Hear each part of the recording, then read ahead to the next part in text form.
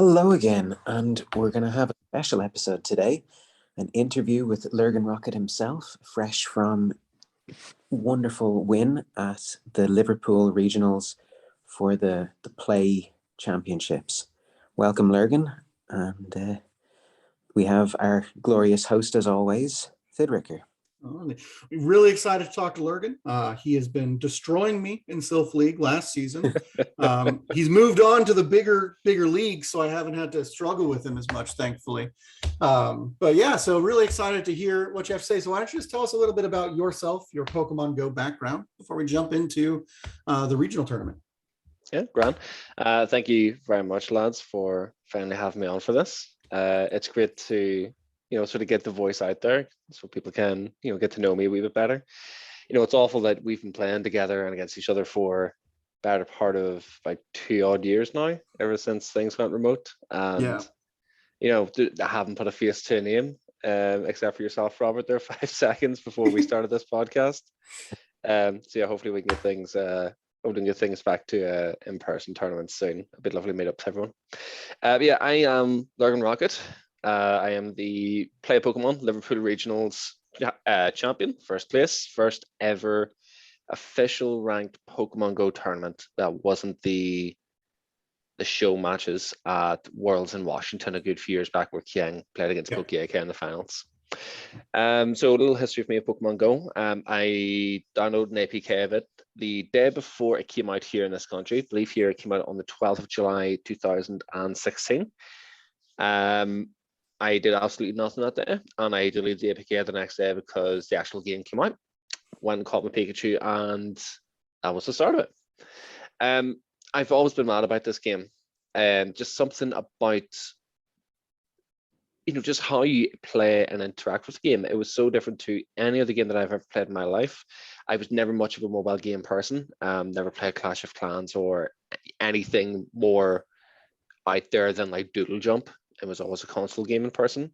So the fact that I needed to get up off and out the front door to play this game, it really motivated me to try to get in a wee bit better shape, go out and see things about my town that I've lived in for 30 years that I never knew about. I played PvP on Pokemon Showdown and a different battle simulator for Smogon singles years and years ago. Never took it too seriously. It was fun. Always used meme teams, but it was decent out if I tried. So I always thought about PvP for Pokemon Go would have always been the end game if it ever did come out. And if not the end game, it would have been my end game. It would have been something that I could put all of my effort, all of my resources into. Previously myself and a bunch of friends used to do raid challenges, see if we could fight particular raid bosses, defeat them as quickly as possible with as few people as possible, 12 uniques, 18 uniques, whatever it was, just to make the game interesting. It was the only competitive aspect we had to the game, was competing just really against each other and against other people within the communities around us that also share that interest. But I tell you, as soon as that first trailer ever dropped for PvP, I think it was like a month or two before it actually came out, I remember they had a Torterra and a Fernape and a Tyranitar in the trailer, and like that was it. I was strapped into the hype train. That's all I wanted to is just like sink my teeth into to learn as much as possible about the game. I was so concerned whenever they first shown that, because I thought, how are they going to balance 3-bar and 2-bar charge moves, for PvE, for raids and gyms? Because you've got something like Crunch, which is a 3-bar move for raids. That's really, really good. It's a pretty good move. You've also got Axe Scissor, which is 3 bars, so it's the same energy, but Axe Scissor sucks in PvE. So how are the two going to be balanced? Is Crunch just going to be definitively this better move, same energy, but like 20 more damage or 40 more damage or something than Axe Scissor? So found it very early on, even just from watching the trailers in slow motion, you can see that like a 1-bar Stone Edge and a 1-bar, I think, Solar Beam off the Torterra takes slightly different energy. The energy gauge isn't filling up the same. So I realized then, okay, right, they know what they're doing. They've got some sort of a semblance of how to not muck this game up. What is this now? 3 years later, and they're still trying to not muck it up. I got hooked into PvP very, very, very early on. I sunk everything into it. I got a really, really firm grasp early on of how the game worked, of how damage worked, super effective damage and stab. I got a really good idea of, utilizing and pressuring shields. And I grasped very, very early on how the CP formula works in terms of IVs. And, why, as we all know now, for a lot of Pokemon, you want something along the lines of 0-15-15s for the most part. I grasped really early on why you wanted that. Trying to explain that, a lot of people over the years as well always gets, it's always interesting, people showing an interest in PvP, and that's one of the first things they ever talk about is, why do I want 0-15-15? Why do I not want a hundo? And for those of you that don't know, you can watch our previous episode, number 2, where we do a deep dive in IVs, talking exactly about this, because it's a lot more complicated than it seems. But yeah, for sure, I find a lot of people don't get that. Definitely, it's unnecessarily complicated. I really wish there was some sort of tutorial or just information in game that just explains the difference to it. Because if you've got someone who's full experience with Pokemon Go in terms of looking for those really great Pokemon, is getting the hundos for smashing gyms, rockets, and raids, and you tell them all of a sudden, no, like if you're getting into PvP, you want the opposite of that. You want no attack. And flipping their entire their knowledge, flipping their understanding of the game just on its head, it puts a lot of people off because they don't know. There's no way to educate yourself in the game otherwise with regards to it. But anyway, I've been playing PvP flat out, not as much as some people though, but I've been playing flat out since it came out. Until this season, I competed in every single different Silph Cup. I won the Glasgow Regionals in season 1 of Silph. Competed in Dortmund, but was about 10 pints in, so it didn't go that well. Won the All-Ireland Regional season 3 of Silph. Finished top 8 EU Continentals in season 3 as well, which is sort of the peak up to that point. Yeah, that was impressive. BL is every season ranked 10, legend, whatever it was, highest rank possible, usually decently early on in the season as well.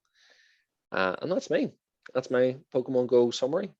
Oh, perfect. Yeah, great.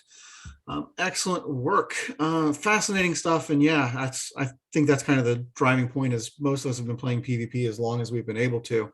And when Silph joined up and was giving us something competitive, it was great. And now Go Battle League's here, so we've got lots of competitive options, which is great too.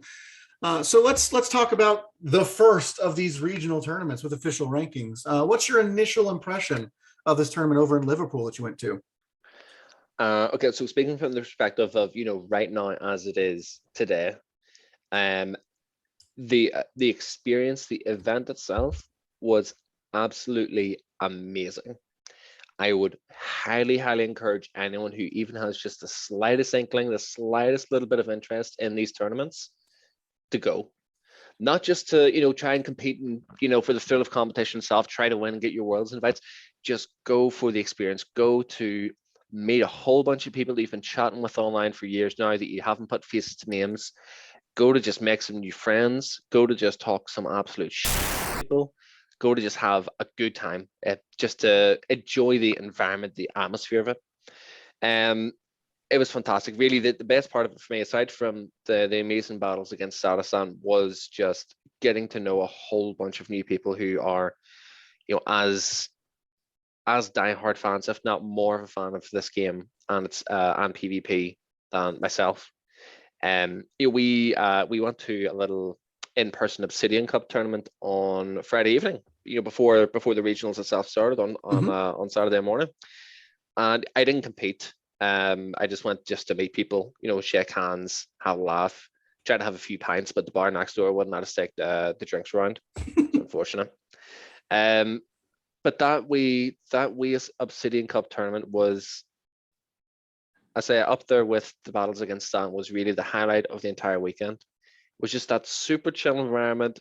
There was maybe like 16, 17 of us just hanging out, shooting, and just having a good time, just talking about PvP and just enjoying each other's company.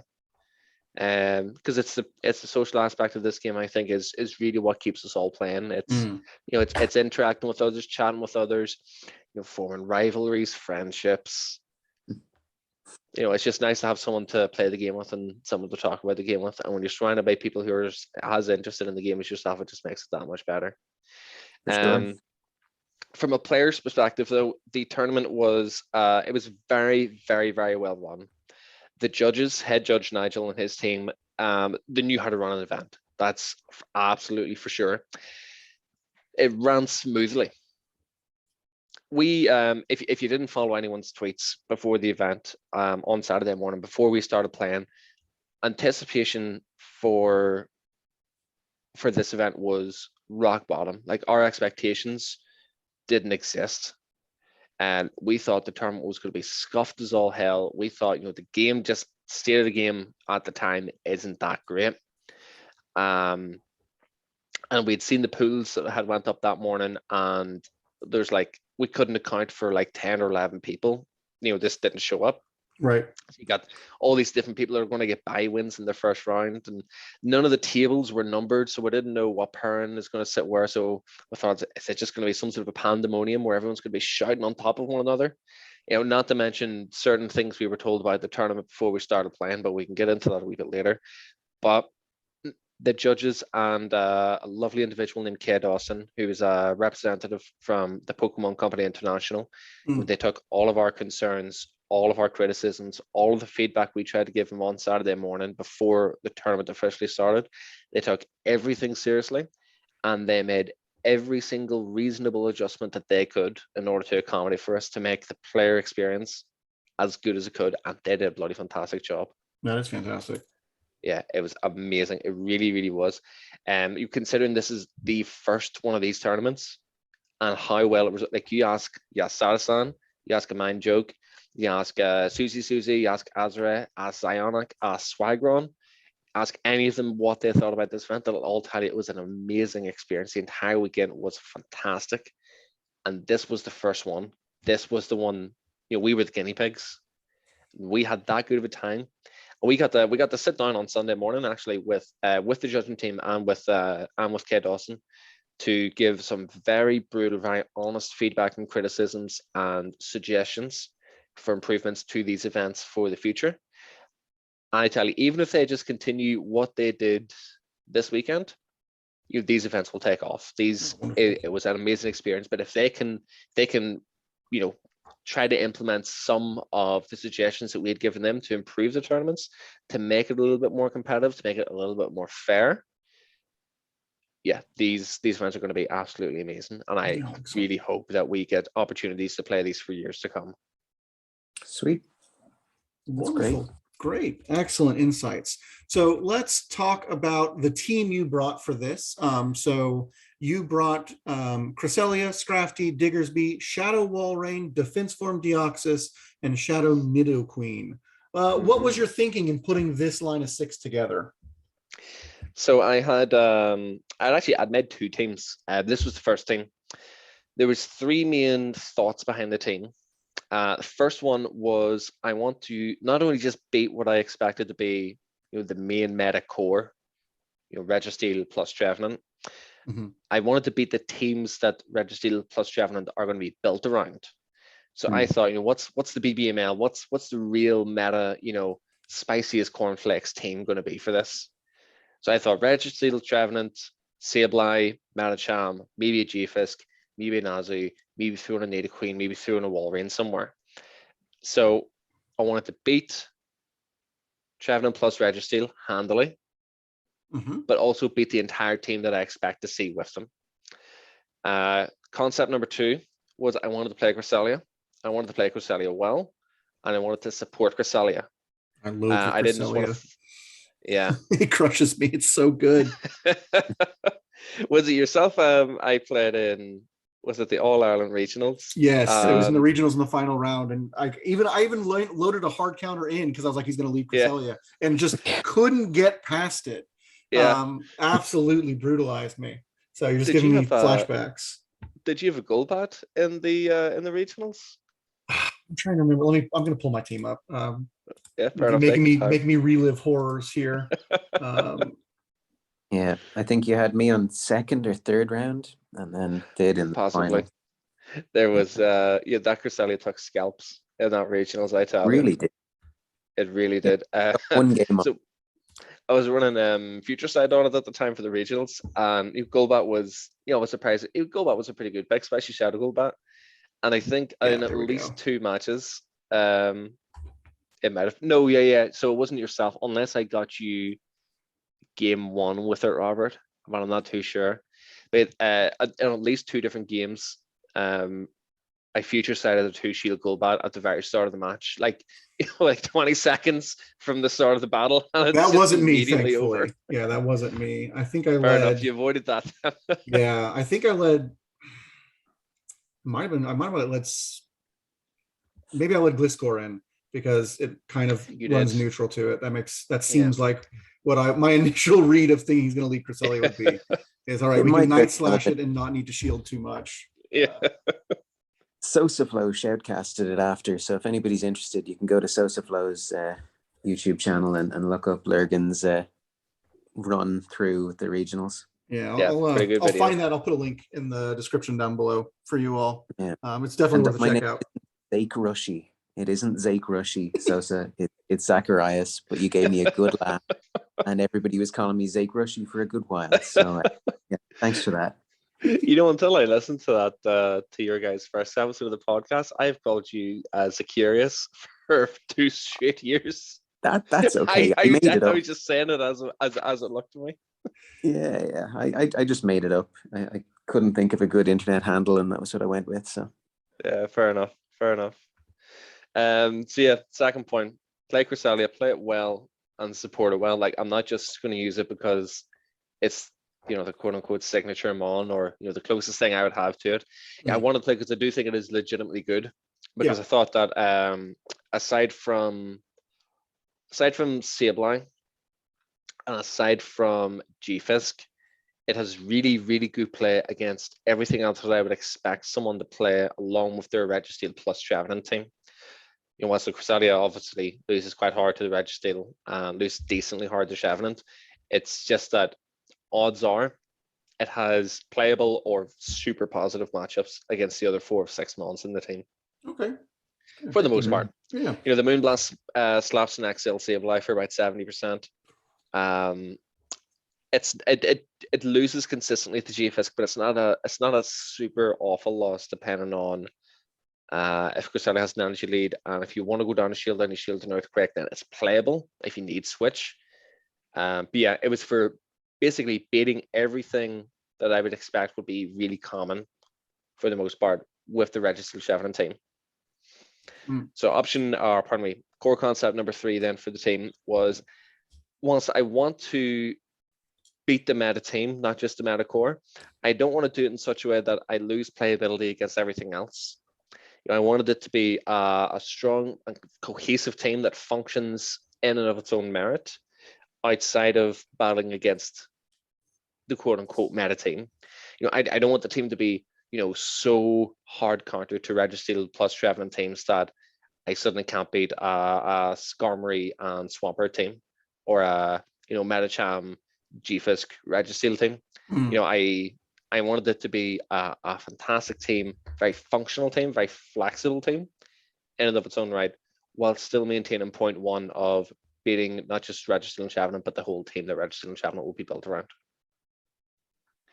The second team though that I built was absolutely awful. It was Registeel plus Trevenant itself, and I tried to play Cresselia with it. I think it was like Registeel, Trevenant, Cresselia, Scrafty, Shadow Queen, and I think like Azumarill was the 6th one.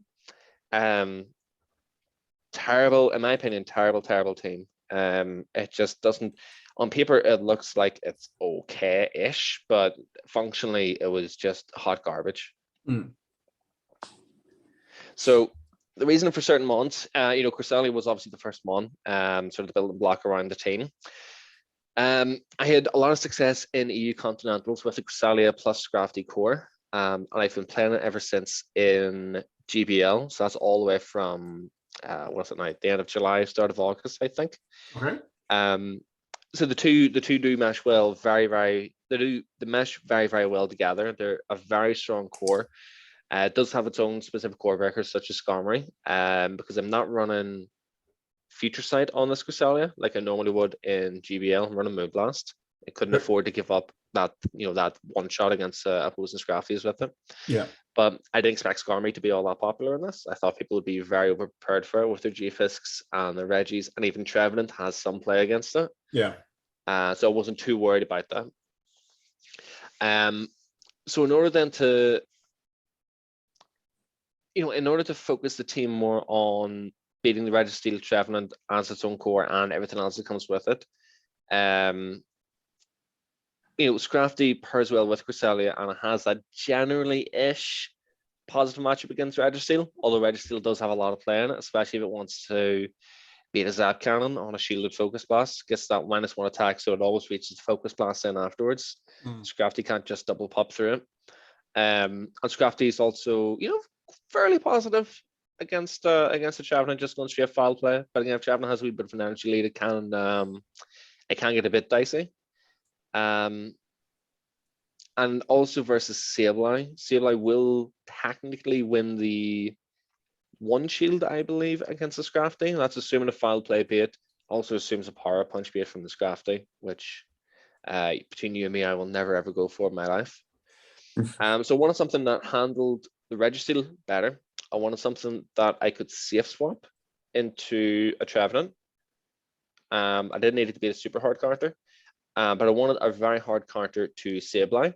Also wanted it to, if it could, possibly check Skarmory, whilst also then ideally forming an ABB team, Crest lead, Scrafty in the back, or Scrafty to safe swap. And so that's where Diggersby came in. So, very, in my opinion, incredibly underrated Pokemon. It suits the Pick 6 format a lot better than it does in GBL, I think.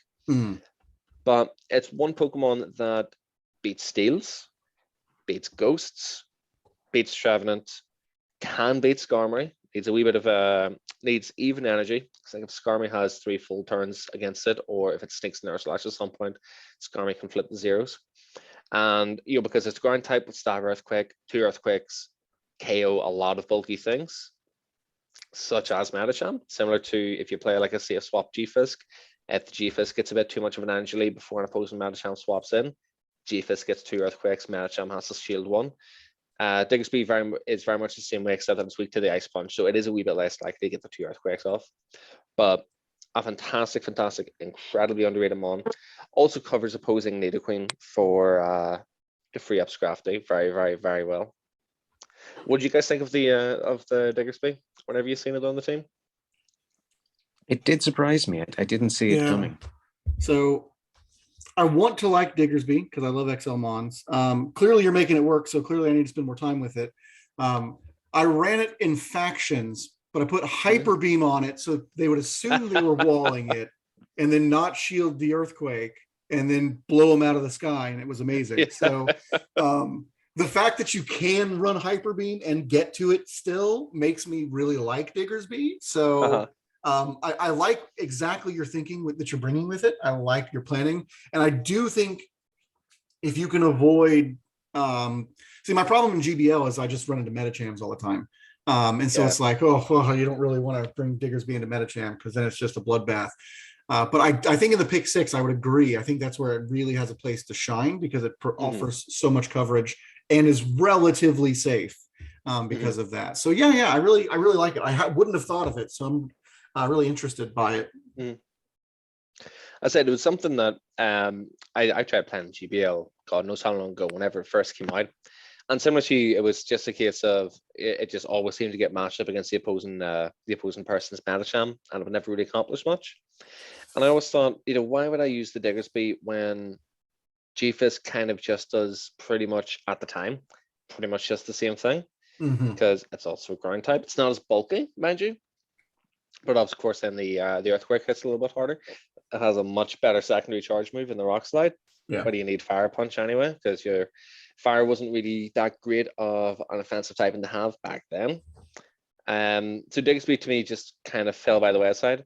Weak to Azu's Ice Beam as well was a big one back then. Whereas G-Fisk was neutral, because G-Fisk with an energy lead actually has a bit of play against Azu, especially if the Azu doesn't have Hydro Pump. Yeah. But I think for this current Open Great League meta, just with the the dominance of the Registeel Trevenant core and the teams that are based around it. Like Registeel Double Ghost is a very easy team just to throw around.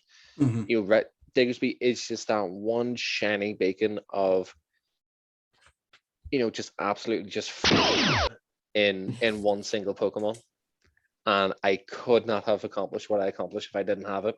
It really was, I swear to you, it really was, except against Stan, it was the glue that held the team together against most other opponents. So I have the ABB line there. So the Cresselia lead and then double weak to fighting in the back. So happy days. I've got a very boring GBL line that I can try to play against people. So next after that, I wanted a much harder counter to Trevenant. I wanted a better answer to Skarmory. I want something that can function better as a safe swap than either the Scrafty or the Diggersby. And I also wanted something that could beat a Azumarill. So I looked into Walrein, because Walrein is just still absolutely amazing. Icicle Spear is silly broken. They are eventually, I swear to you, they are eventually going to reduce this damage down to 55. I think they have to, yeah. It's insane the damage that thing can put out right now. So yeah, I'd initially looked into Walrein. In particular the higher attack Walrein that hits the Azumarill Axel, maximum defense breakpoint, because I didn't look too much into it. Should have went one with a wee bit lower attack, because I don't think the attack points that everyone's talked about were necessary, but that's neither here nor there. But Walrein versus Skarmory head to head wasn't really, it's not reliable. I think the 0 and the 1 go to Skarmory, but it's on the basis of it hitting Brave Bird. Right. So, it depends how bullish the Skarmory player wants to be and how much you want to respect them if they're at 7 air slashes. But it's not in my opinion, the way I want to build a team is, to play a very reliable team with matchups that I know for a fact I can play out, that I don't have to play a guessing game if I can avoid it. So I looked into Shadow Walrein instead. Shadow Walrein just means that it'll farm down the Trevenant a little bit faster. It still takes 2 seed bombs to KO anyway, plus the Shadow Claw damage. So I felt like it wasn't losing out on much bulk against the Trevenant as compared to the normal Walrein there. I don't believe it's as consistent against Azumarill as normal Walrein is. However, I will absolutely, any matchup where it needs to happen, I will absolutely go down a shield as the Walrein if it means I get a huge opportunity to farm up like you would against something like an Azumarill that's switch locked. If they threw the play rough on, 6 bubbles, then the 5 bubbles to the next play rough, you throw the Earthquake, that you have another, at minimum 7 Partish Snows that you can do before you have to throw another charge move. Even if you have to throw the Earthquake again, if you haven't weakened the Azumarill ahead of time, you've still got a good energy lead on whatever's going to come in next. And sure, you're down a shield, but there's nothing that resists both ice and ground in this game, bar Surskit. There's nothing that wants to take that damage from the Shadow Walrein. So I said, any situation that needs to go down a shield, happy to, because it's always going to pull that shield back. And if they don't, God love them, because they're not going to get past whatever's in the back. But a key thing for Shadow Walrein is actually the hardest counter I have to Skarmory in this team. And Shadow Walrein, again, it needs to go down a shield in order to do it, because, again, if the Skarmory in the 0 shields throws the Brave Bird, it will just win. But again, Skarmory is one of those matches where, just because of fast move timing, because you are 5-4, 5-4-4 Partish Nose to Icicle Spears, whereas the Skarmory is always going to be 5 Versatile Lashes, 15 turns to that Sky Attack, you can get a good farm up before you have to KO. And because of that extra damage from the Shadow, it only takes 2 Icicle Spears plus the Partish Snow, this Partish Snow damage in order to KO. And my God, just because it outpaces it that hard, because it only ever needs to hit 2 Icicle Spears, Shadow Walrein is a fairly consistent counter to Skarmory, and it comes out with a lot left in the tank as well. Like, if someone doesn't have a hard-hitting counter user, or they don't have another charge move loaded up, Walrein's probably getting to another 2 Icicle Spears against whatever comes in next, if not an Earthquake. It can really, really run away with a match, I tell you.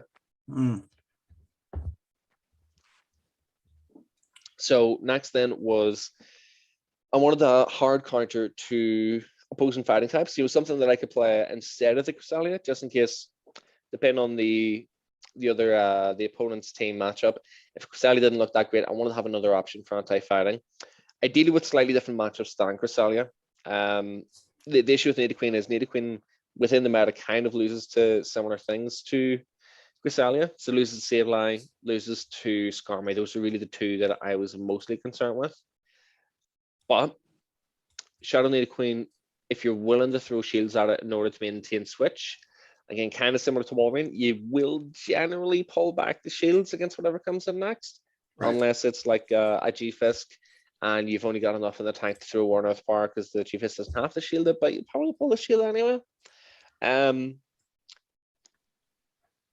Big reason for it as well is just because, in my opinion, ground damage is just so powerful at the moment. Because Registeel is just undisputably the best Pokemon in the meta, it means the flying types have really been pushed out. You can't play a Skarmory now. Skarmory, well, you can. Skarmory's very difficult to play now. It's very risky because Registeel just dominates that much. You can just throw one Zac Cannon and lock on all the way down for however long it needs to, because you're only getting tickled by a Skarmory. Altaria, incredibly risky to play in this current meta. Wolverine is as good as it is, and again, opposing Registeel. Azumarill is still part of the meta. G-Fisk is still part of the meta. Registeel hasn't replaced it altogether. The only other flying type really then is what's it called? Talonflame. Yeah. Talonflame I think is amazing at the moment.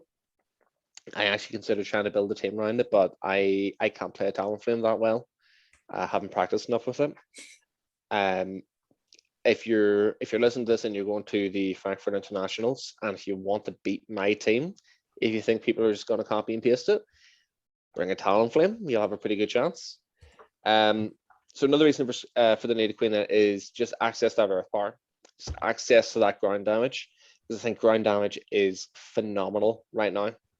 Especially if it's on something like Diggersby, like Wolverine, like Nidoqueen, that all have play against Trevenant. The really, in my opinion, the one and only grass type that's worth playing in this current meta. It's the only grass type that will actually resist the ground.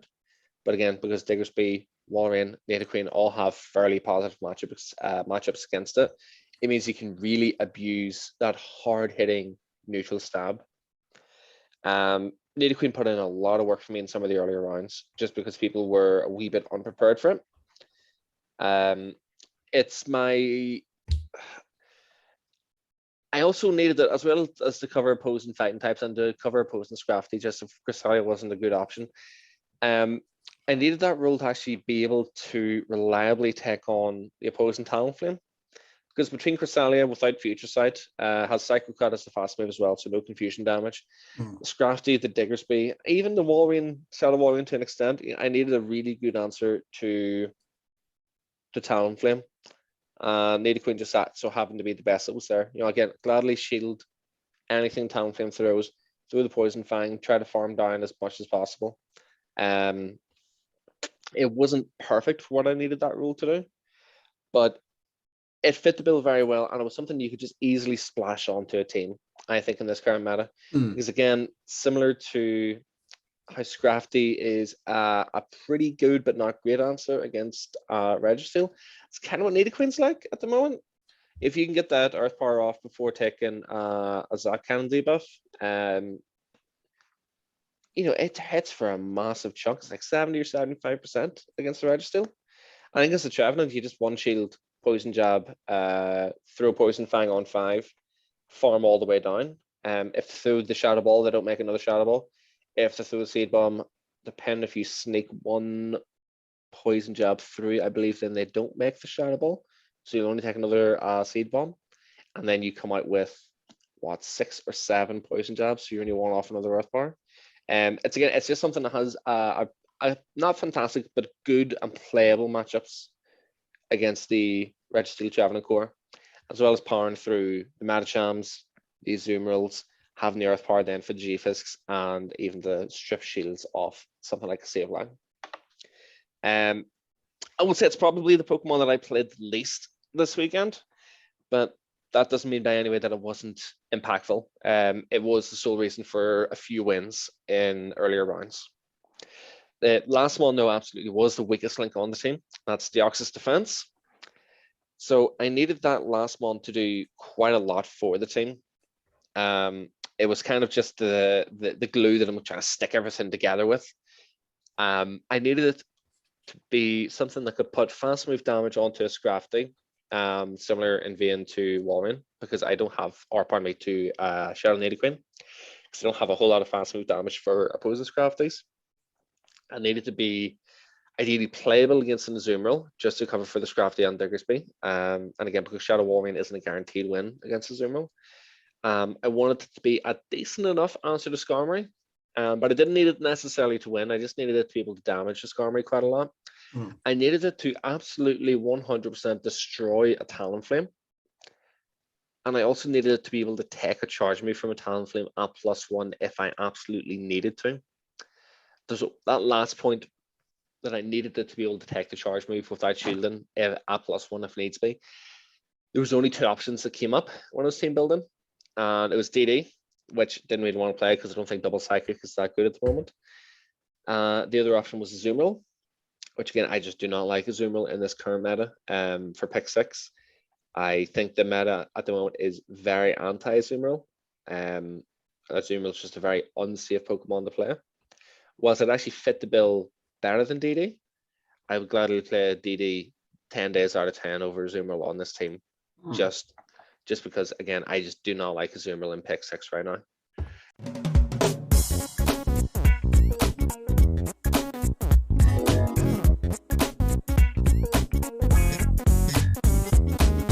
Welcome back to this scuffed podcast where we're only allowed to do 45-minute takes at a time. So the main reason for Deoxys, it was kind of the glue that held the team together for the most part. As I was saying before, the biggest point that I needed for that 6th mon was to be able to take a charge move from a Talonflame at +1 without having the shield if needs be, as well as absolutely destroying the Talonflame. So the two main options that came up whenever I was team building, whether the DD or Azumarill. And as I said before, I just wanted to avoid Azumarill at all costs as much as needs be, because I just don't think it's all that good in this current pick 6 meta. So instrumental, DD as much as the weakest link of the team as it was instrumental in beating my second round opponent, Susie. And it was instrumental in winning the losers semi-finals against JB Cow 1987, because I believe he only had one Pokemon that actually matched up all that well against DD. It's not that it ran train on him, although he did have a Toxicroak, which got Psycho boosted twice in 4 matches, which was bloody hilarious to watch on the stage. Yeah, aside from that, DD didn't see a whole lot of play. I did consider it against Stan's team on Sunday after I learned his movesets. I played it, I think, for 2 of the 10 games, but it just wasn't that safe. Wasn't that safe against Stan, wasn't that safe against a lot of others. A lot of people played either Trevenant or Sableye or both in their team this weekend, at least the ones that I played. Right. DD just wasn't as good as it was against the rest of them. It just wasn't worth the risk trying to bring it, especially when you've got Cresselia that would do, it's weak to the same 2 ghosts, but generally matches up a wee bit better against most people's teams. But again, for the way the team was built, it was that or Azumarill, so DD wins 10 times out of 10. Right. All right, great stuff. Really interesting deep dive into your team. Fascinated in how you built it. And yeah, I mean, I get what you're saying with Defense Deoxys. I ran him in Obsidian, and it's like 9 matches out of 10, he's not good because they're running Cofagrigus and Sableye. Mm-hmm. But then you get the match where they're not, and they have nothing to answer him, and he just runs away with it. So he's definitely, at the worst, great bench pressure, I have found. And sometimes that's enough, because the fear of one of these mons that is so bulky and so good without having a hard counter kind of forces you to play with that, even if you don't think they'll run it. Because if they do and you're not prepared, match is over. Yeah, you have to respect it. Yeah, for sure. All right, fascinating stuff. Well, let's jump in then. So before the general meta you've already kind of hit on. Seems like mostly Registeel Trevenant cores. Anything that you were surprised by, either being much more popular than you thought it should be, or not showing up when you thought it would? So something that was more popular than I thought it was going to be, again, was Azumarill. I was legitimately surprised to see, I think on day one, I played 6 different opponents and at least 2 of them had Azumarill. And from what I gathered from other players after the tournament, Azumarill seemed to be quite a popular Pokemon that people had fought against. Which, I get it. It's Azumarill is Azumarill. Death taxes and Azumarill and PvP are the 3 things you can guarantee in your life. Yeah. But again, I just don't like it in this current meta. It gets absolutely thrashed now by Registeel. It's while Trevenant doesn't absolutely dominate an Azumarill, Trevenant will gladly go down a shield versus an Azumarill, knowing it will pull the shield back against the next Pokemon if it isn't Amandabuzz or Pidgeot or Umbreon, just because the charge moves just hit so hard. Nidoqueen, everyone that I think is worth their salt knows about the Walrein breakpoint from Community Day, so most people will be running that specifically for the Azumarill matchup. I just thought, what does Azumarill really do in this meta now? Especially in the pick 6 format. For GBL, it's a different story, I think. Yeah. I still think it's all right for GBL. But for a pick 6 format, I don't really know what Azumarill brings to the table that a Medicham can't do. Bar maybe a slightly better matchup against like a Skarmory or something. Which even then is an IV dependent loss for Axel Azu. Because you're using Azumarill really to cover for Scrafty, because Scrafty is huge in pick 6. Covers for G-Fisk, but even then, if you're not running Hydro Pump, it is losable. On paper, it covers for Sableye, but I mean, if you are up against the Sableye safe swap and you swap the Azumarill in after 2 Shadow Claws, fairly sure the Sableye can just go straight return regardless of your IVs. Yeah. And it will win the 0-1, 1-1, 2-1, 2-2 shields, I believe. Although if you have a very, very high rank Azumarill, you can swap in on 1 Shadow Claw, take all the Shadow Claw damage, no shield to return, take the subsequent Shadow Claw damage, no shield to final play, that's normally used to KO, and provided you throw your first player off at a really good time, you're not risking giving them a Shadow Claw sneak in, you actually do reach 2 player offs without shielding all of that, and you force 2 shields off the Sableye. But it requires you throwing on the perfect turn. You don't need to throw on alignment, but you need to throw 1 turn off, which can be difficult to do just depending on when the Sableye salve was thrown. But yeah, just for the things that you would really use Azumarill for, just kind of better, safer Pokemon. So surprising mons that weren't that prevalent for me, the one that stood out was Talonflame. Again, in my opinion, I think Talonflame is fantastic in this meta. I think if you play a Talonflame in the back and you can farm something down, even just with 1 Incinerate, having that slight energy lead can absolutely let you run away with a match. Yeah. And I'm so surprised that I only played against 1 person who had it. And from what I gathered from other players, it wasn't that popular. When you consider just how good something with a good source of fire damage that resists fighting is, or could be in this meta, that's what Talonflame brings to the table. But again, it's quite a difficult Pokemon to play. I really struggle to play it because I feel as though I can't risk leading it. Because if you get it into a really good matchup in the lead and the opponent just brings in the safe swap, that safe swap's got 4 or 5 turns advantage off whatever you're going to switch into, and you're probably going to lose switch as a result of it. Right. But again, if it's played in the right hands, I think it's bloody fantastic, and I would expect it to be a lot more common at the Frankfurt Internationals next month. Okay, great, excellent, Reed. All right, well then let's jump into the finals, the best of 5. But first, you lost to him on the previous day. You mentioned you won the losers bracket, which lets you come back. So, what was your thinking in refocusing and getting ready to come in and win this, having lost the previous day? Right, what was your adaptation? Okay, so we lost to Stan, 1-1 each. I made a bad call. It was my first call initially. If you've seen that game 3 on Saturday, was my initial call was actually bring in Scrafty, let it out to the Swampert, bring in Walrein, one shield it, and then 1-0, whatever he's got in the back. But no, my stupid part of the brain decided he has Goffer in the back, keep Scrafty alive.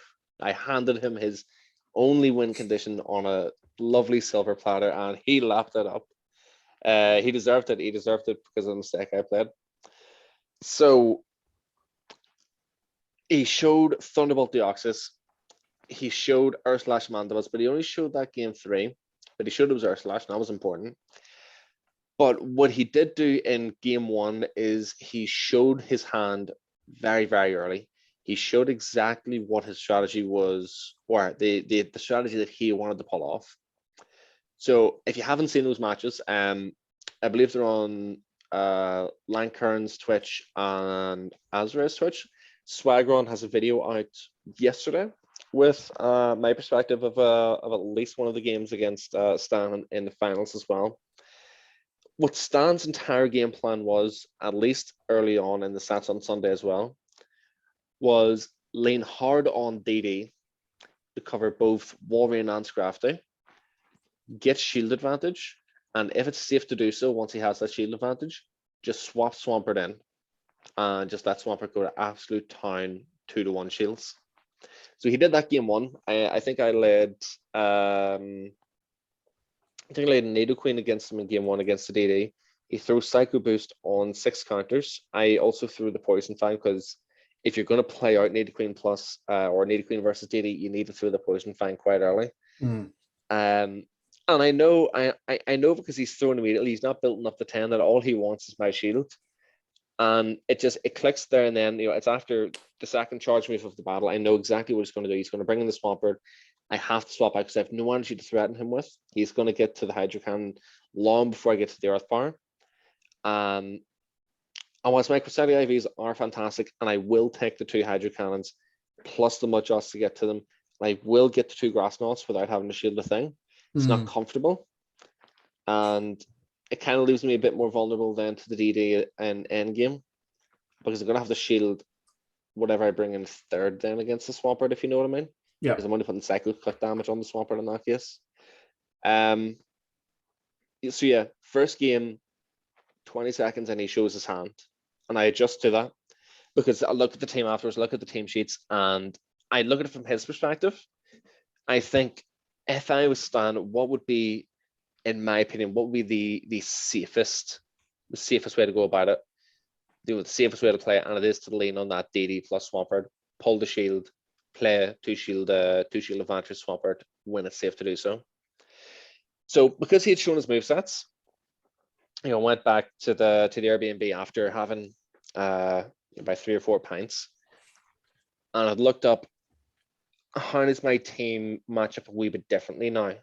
Now that I know it's an Urslash Mandibus, is there any way that I can take advantage of that? Because I know he's going to lean on the Swampert hard, and he's probably going to play the Swampert and the DD in almost every single game.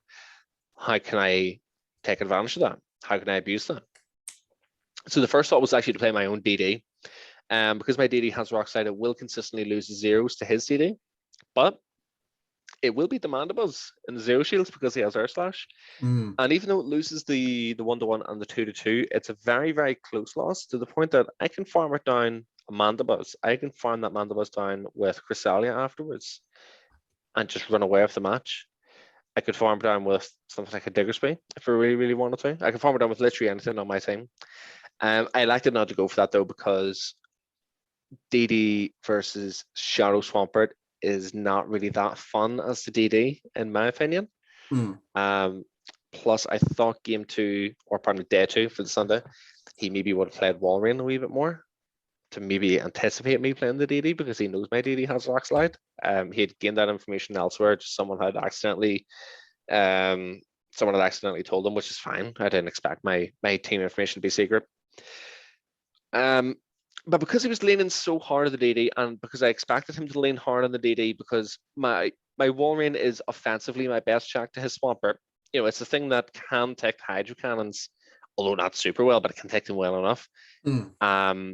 And it's the only thing that keeps up pace with the Swampert. It's the only thing the Swampert can't come in on essentially behind one fast move of energy and still do okay against. He has to play DD every game because Cofagrigus doesn't match up all that well against the Shadow Walrein. Drapion really doesn't match up all that well against Shadow Walrein. Mandibuzz, not even a question. Lickitung is okay, but not reliable versus Shadow Walrein, especially if I'm willing to go down a shield and if he doesn't want to shield the Lickitung. So he has to play DD almost every game just to cover for the Walrein. But he also kind of has to do the same thing for Scrafty. If he's not willing to play the Mandibuzz, if he's thinking, Lurgan's going to play Walrein every game, there's no point, there's no risk, there's not worth the risk, rather, for him to play the Mandibuzz. Because if he gets that in the wrong situation, if he gets that stuck in the lead against my lead Walrein, that game's pretty much over. So I don't expect him to play it. So because of that, if he doesn't play the Mandibuzz, Scrafty actually matches up then very, very, very well against the rest of his team. Again, except for the DD, if the DD is willing to shield, or if I lead Scrafty into lead DD, lead Scrafty then doesn't get the 2 foul plays. So because of that, and because I can kind of play Cresselia if I play Walrein plus Scrafty. If I lead one of Walrein or Scrafty, I can play Cresselia in the back quite safely because I'm covering for the Cofagrigus, the Drapion, and the Lickitung well enough. I can just play the 3 hardest counters on my team to his Swampert to give it as few chances as possible to actually come in for him to play his strategy. Right. So what ends up happening is, because he's leaning so hard in the DD is not good enough against either Shadow Walrein or Scrafty to actually have a lot left in the tank to handle the other one. But he really needs DD to handle both of them. Unless, if he catches like Scrafty in the lead versus DD, it's a different story because DD does come out with a lot of health then. So, what I decided to do for the second day, for the Sunday, I caught onto it only after going 0-2 down in the first set, is I can almost freely lead Walrein because he can't really play DD lead. He can't risk me playing Cress in the lead, Walrein Scrafty, and him not leading something super, that has a really good positive matchup against the Cress, because the Walrein and Scrafty backline then will just run train on him. I will win alignment, and I will then win the match hard. So he kind of always has to lead something, and I thought he always has to lead something just to be safe that beats Cresselia in the lead. So Walrein ends up being really safe in the lead. Because he's going to be leaning on the Coffin. He's going to be leaning on the Mandibuzz if he wants to go for it, although Mandibuzz does lose to my Cresselia in the 0 shields.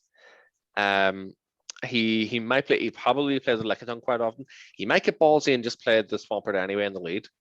I don't expect him to lead Drapion ever. I always expect him to close if he'd ever did play it. He played it once on, I believe, once on Saturday, and he played it once in the 10 games on Sunday. But even if he leads the Lickitung, I'm happy to play that out as the Walrein, because then it means that I know his backline is DD plus Swampert, and I know then that 2 shield Cresselia is going to go to town on both of them. Cresselia it will consistently win against Thunderbolt DD, even energy to start with, and it will have enough left in the tank then that the Swampert has to throw a Hydro Cannon to stop the Cresselia getting to the grass knot. So because of that, if I lead the Walrein, and if I just don't like whatever matchup I see, if I lead Walrein into the Lickitung, I can absolutely 100% very safely swap to Scrafty, forces Lickitung out, forces the DD in. Great. DD will never see Walrein then. And because I have that one counter in energy lead coming into the DD, it means that I am guaranteed to make 2 foul plays without having to shield his Thunderbolt. So it puts him in the hot seat. He has to either waste a shield to maintain switch, just so that he can keep his Lickitung, or he can keep his Lickitung against the Walrein, or if he reckons I have Cresselia in the back, he can keep the Lickitung against Cresselia. But either way, he's putting his Swampert into a bad matchup. Or he can decide to no shield, he can lose switch, which means then I can still keep Walrein on Lickitung, but it means I have the fantastic defensive answer to the Swampert in Cresselia, where, as I said, I can take the 2 Hydro Cannons plus all the mud chance. Yeah. I don't need a shield thing. I will pull 2 shields off him. That means that I can just play shield advantage Walrein against whatever was in the lead. If it's, for example, if it's like tongue or if it is the coffin. So I ride that hard in the second set on Sunday.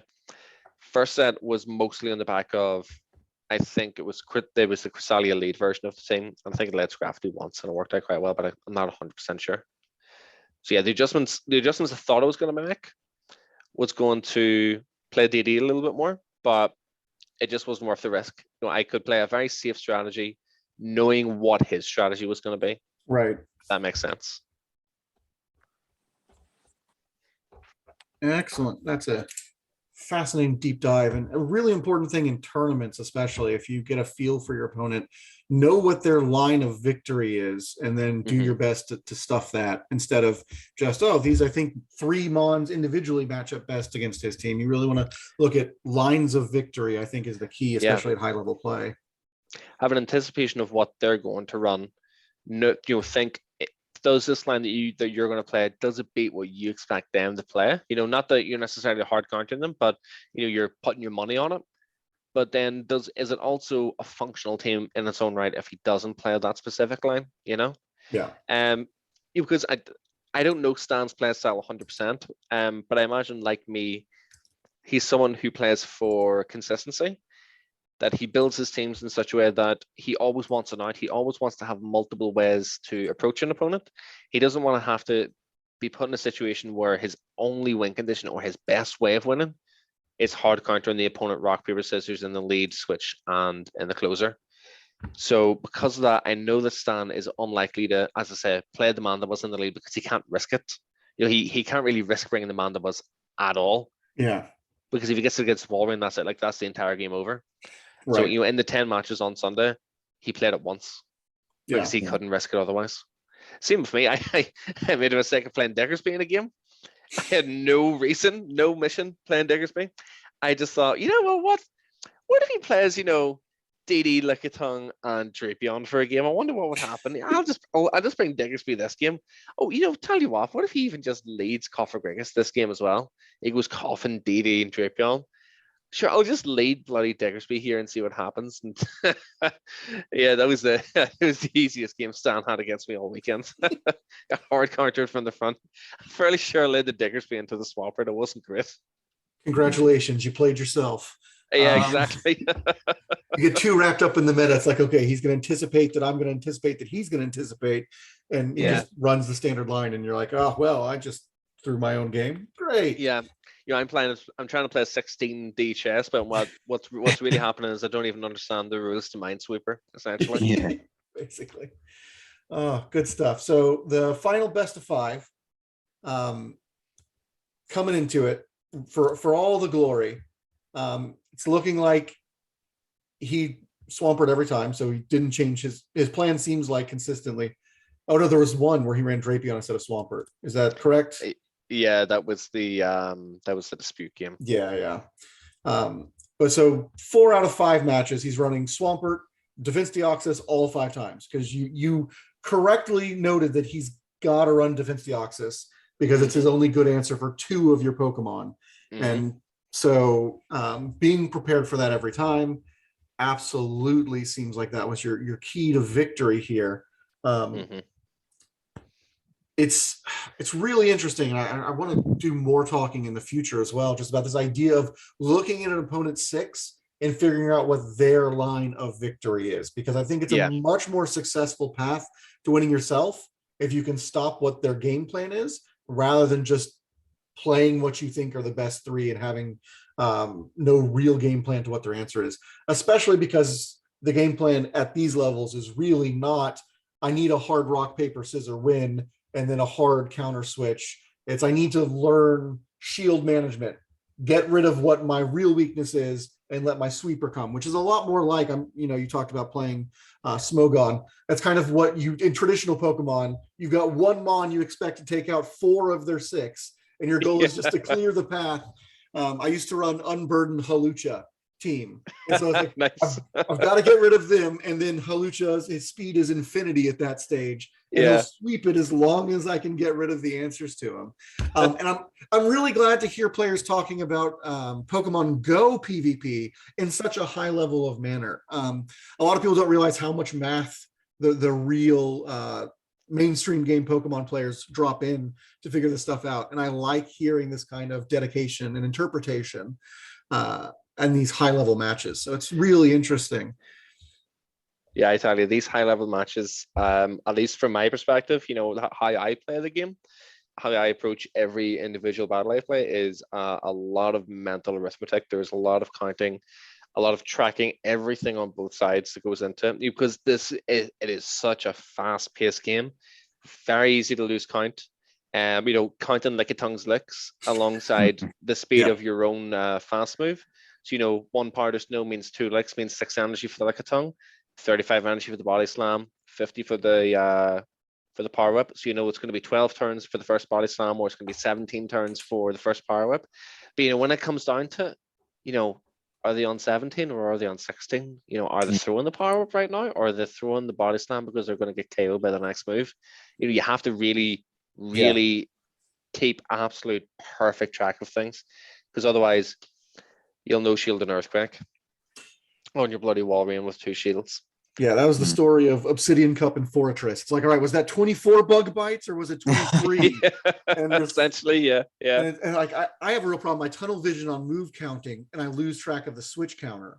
Because it's like, all right, I've got to keep all this math going, and it's like, oh nope, I totally missed, and they soaked the charge move, and it's like, well, that's the game.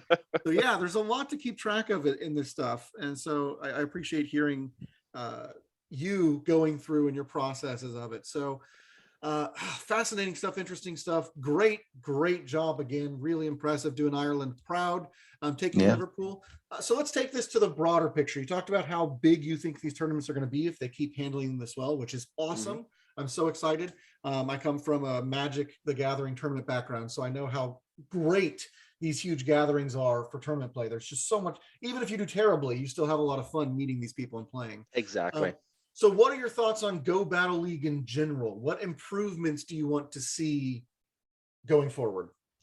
So in an ideal world, in a utopia for this game, I would love to see Go Battle League at some point adopt pick 6, choose 3 as, maybe not the format for an entire season, but maybe like the 30-second switch clock that was around for like a few days or a week at one point. Have it as some sort of limited format alongside Open Great League. Just have Open Great League, GBL, or Open Great League pick 6, choose 3, and just see what players think of it. Have some sort of a system where you have, like in VGC, you got 90 seconds viewing your opponent's team. They also view your team. You've 90 seconds to lock in your 3. Start the matchup sooner if both players have already locked in their 3, and just see what people make of it. It's just that if I imagine the rest of these play Pokemon events, the regionals, internationals, and world championships, they'll all be played in Great League, pick 6, choose 3, just to keep everything consistent. Yeah. And if this is going to become the real competitive format for the official, quote unquote official, competitive format of Pokemon Go, it would make sense for GBL itself then, as the online ladder for the game, to follow suit. Yes. So that whenever you're going into, play at these events, you're not getting completely blindsided of, what do you mean I have to register 6 Pokemon? But you don't do that in GBL. It's like years ago, if you ever watched like competitive Call of Duty, and they would ban so many things that it wasn't the same game that you actually played yourself. Right. You look at like the TCG, what they're playing in person at these events is the same as they're playing on TCGO. The VGC players, what they're playing at these events is the same as they're playing on their own seasonal ladders in the game. Right. GBL, and as it currently is in Blind Threes, and the pick 6, choose 3 of the Play Pokemon events, they're vastly different. Yeah, entirely different beasts. I would love it for there to be some sort of consistency between the two, especially if Pokemon Go is here to stay at Play Pokemon events as a main title. And I really, really, really hope to God it is, because I want everyone to experience what I experienced. Not just winning the whole thing, but just the banter, everything, just the whole event was amazing. So anyway, GBL would love it even if they just did a limited format as pick 6, choose 3. I would eventually like to see it become the primary format of GBL and have blind threes come back as, like an occasional 1 week thing every season. Yeah. But, we'll see how it goes. For GBL as a whole, for improvements, aside from the state of the game improving and for consistency in the game improving, which there is an update that's currently rolling out. I believe it was forced earlier today. Haven't had a chance to test it myself to address some fast moving consistencies. For GPL, I want ranking to return next season. I think this current season 11, is an absolute wash. I've barely played this season at all.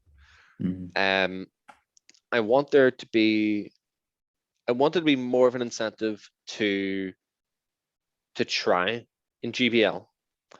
I will toot my own horn here a bit. I have hit rank 10 in every season. I have hit legend in every season. I don't find it particularly difficult to hit the highest rank in the game, and I would very much appreciate there to be a greater reasoning for me to continue playing. Previously that was the GBLA, the stream the speediest chief does. Right.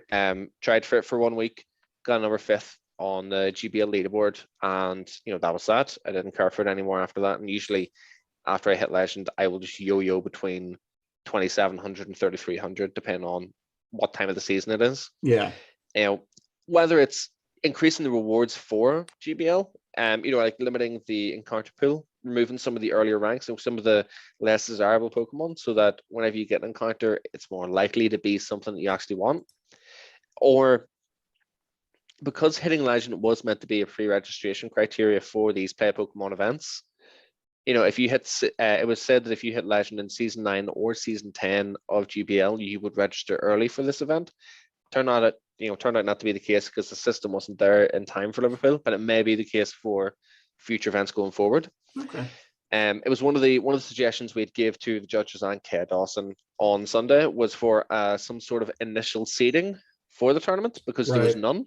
Yeah, that makes sense. If you imagine with your MTG background, you have 128 players, and say it's similar to this, we're not playing Swiss for whatever reason, you're playing double elimination.